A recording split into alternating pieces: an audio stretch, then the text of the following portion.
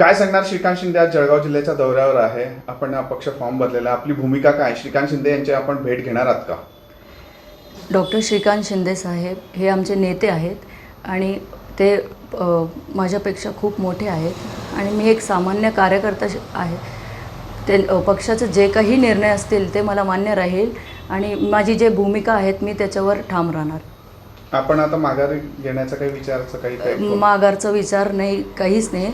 आणि जर नाशिकची माघारचं वेळ संपण्यात आलेला आहे असं काल बोलण्यात आलेलं आहे, तर मग इथे पण ते वेळ संपण्यात आलेली आहे आणि पाठिंबा द्यायचा काही विषयच नाही.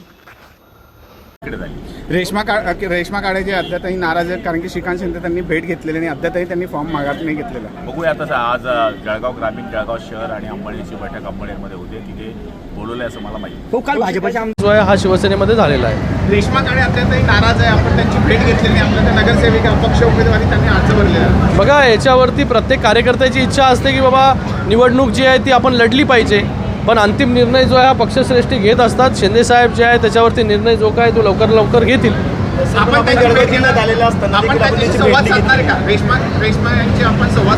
बघा, मला वाटतं शिवसेनेचा कार्यकर्ता जो आहे हा आदेशावरती जो आहे चालत असतो, पालन करत असतो त्याच्या.